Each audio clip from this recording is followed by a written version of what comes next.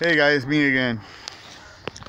I wasn't real clear about the catch can on the Lt1 5.7 the last time I was installing this thing.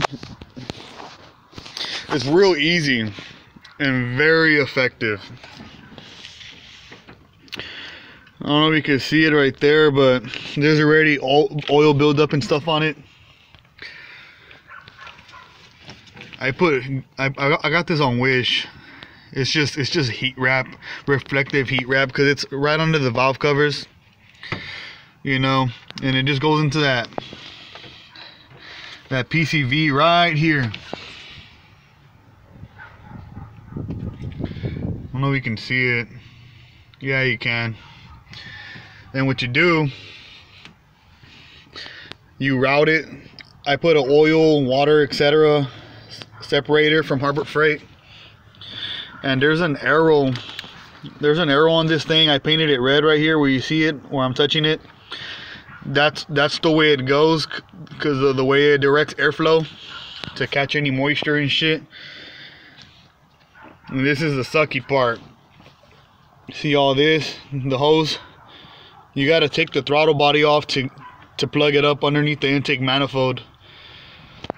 The beauty about it is you can do your throttle body gasket and shit and clean it up and stuff. That's what I went ahead and did, you know, and it works. After like 80 miles, you actually see it catching stuff. And it's real easy to take this throttle body off. There's just 4.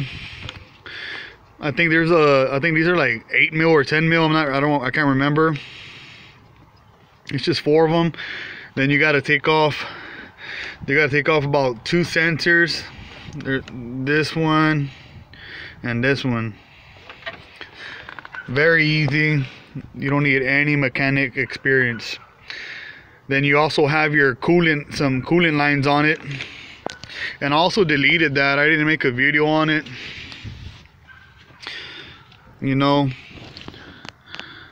I plugged these up. These plugs, you could get them at AutoZone. You get a whole pack of them for like $5. And don't go buy the coolant delete mod they sell on WS6 store, because all you do, you see this line's going to, it used to go to the throttle body. It's from the radiator. Then you got your steam line right here. That rusty line right there is going to the back of the heads.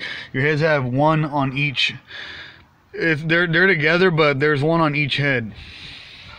Then what you do, this line right here that used to go to your radiator, all you do is connect it to the steam line. You can't really see it right here. I should have brought my freaking flashlight. I'm gonna have to make another video. All you do is connect it.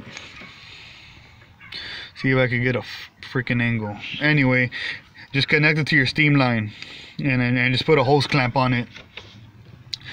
You do not want to delete that steam line, because if not, you're gonna warp the freaking heads, because they're aluminum and you're not gonna get any coolant to them. You know, the perks about deleting the coolant lines on the throttle body is, when you take it off, you don't need to worry about leaking any coolant, and you do get a crisper, you know, a little more fast throttle response, because it's not as warm. You know, motors run better when they're cold.